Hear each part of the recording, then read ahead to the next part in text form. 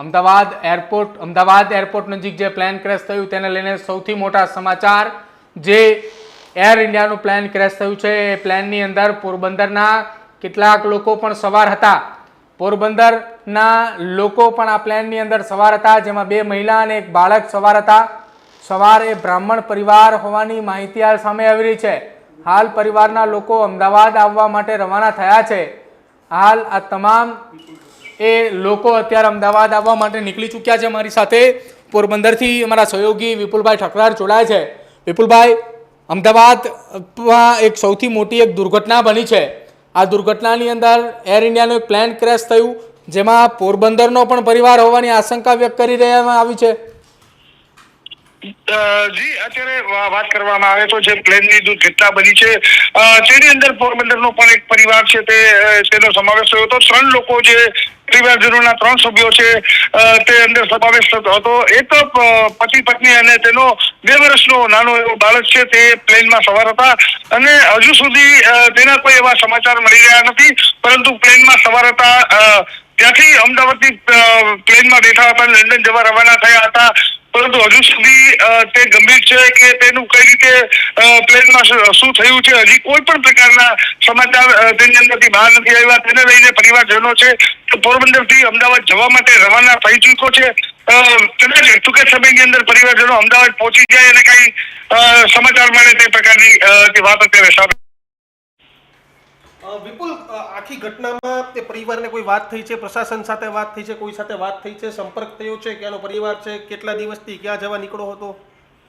હજુ એવા કોઈ સમાચાર નથી। અમદાવાદ એરપોર્ટ ઉપરથી તે પરિવારજનો સાથે પોરબંદર વાત કરતા હતા અને તે બાદ તે પ્લેનમાં બેઠા અને થોડીક જ ક્ષણોમાં જે સમાચાર મળતાની સાથે જ પરિવારજનોએ અનેક તપાસો કરવાના પ્રયાસ કર્યા હતા અને તંત્રના પણ સંપર્ક કરવાના પ્રયાસ કર્યા છે, પરંતુ હાલ તો તે પરિવારજનો છે તે અમદાવાદ માટે એટલા માટે નીકળ્યા છે કે ખરી હકીકત શું છે તે જાણી શકાય અને પરિવારજનો મળી શકાય કે તેની પરિસ્થિતિ શું છે, તેને લાગ્યું છે શું છે, તેને લઈને જાણકારી મેળવવા માટે થઈને અમદાવાદ પહોંચી ગયા છે। વિપુલભાઈ, આખી આ ઘટનામાં પરિવારના સભ્યોને કેટલા વાગ્યાની આસપાસ જાણ થઈ એવી કોઈ માહિતી મળી છે? કેમ કે પ્લેન એ લગભગ બપોરે 1 કલાક ને 40 મિનિટની આસપાસ એ ટેક ઓફ થતાની સાથે જ બીજી મિનિટે ક્રેશ થયું છે। પરિવારને જાણે કોને બચાવ કામગીરી અથવા તો કેવી રીતે માહિતી મળી પરિવારને? પરિવારને તુરંત જ જે મીડિયામાં અહેવાલ પ્રસારિત થતા અને સોશિયલ મીડિયાના માધ્યમથી તરત જ ખબર પડી હતી કે આ પ્લેન ક્રેશ થયું છે, તો તુરંત જ પરિવારજનો છે તે તેના પરિવારનો સંપર્ક કરવાના પ્રયાસ કરતા હતા, પરંતુ પરિસ્થિતિ એવી હતી કે ત્યાં કોઈ તાત્કાલિક ધોરણે જે રાહત કામગીરી શરૂ થઈ હતી તેના કારણે સંપર્ક થઈ શક્યો નહીં, તેના કારણે પરિવારજનો છે તે પોરબંદરથી રવાના થઈ ચૂક્યા છે। બિલકુલ, આભાર અમારી સાથે વાતચીત કરવા માટે। તો સૌથી મોટા સમાચાર એ સામે આવી રહ્યા છે હાલ, જે અમદાવાદની અંદર અમદાવાદ એરપોર્ટ નજીક પ્લેન ક્રેશ થયું છે તેને લઈને સૌથી મોટા સમાચાર।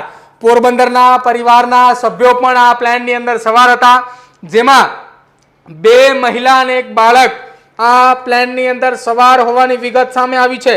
અમદાવાદ એરપોર્ટ નજીક જે પ્લેન આખું દુર્ઘટનાની અંદર ક્રેશ થયું હતું તેને લઈને સૌથી મોટા સમાચાર। પોરબંદરના પણ કેટલાક લોકો આ પ્લેનની અંદર સવાર હતા, જેમાં આ પ્લેનની અંદર સવાર લોકો જે તમામ એ પોરબંદરના જે લોકો કે જેની અંદર વાત કરવામાં આવે 2 મહિલા અને 1 બાળક જે સવારે બ્રાહ્મણ પરિવાર હોવાની માહિતી એ સામે આવી છે। હાલ પરિવારના લોકો અમદાવાદ આવવા માટે રવાના થઈ ચૂક્યા છે।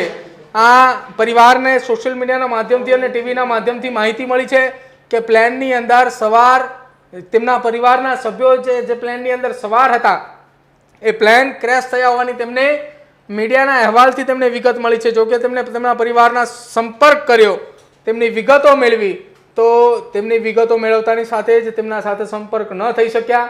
જોકે ત્યારબાદ આ તમામ લોકોને લઈને હાલ રાહત અને બચાવની કામગીરી ચાલી રહી છે અને પોરબંદરના પરિવારના જે હતા લોકો હતા 2 મહિલા અને 1 બાળક, તેને લઈને હાલ પરિવારે ચિંતિત છે। પરિવારે ચિંતાની સાથે સાથે અમદાવાદ આવવા માટે પરિવાર નીકળી ચૂક્યો છે।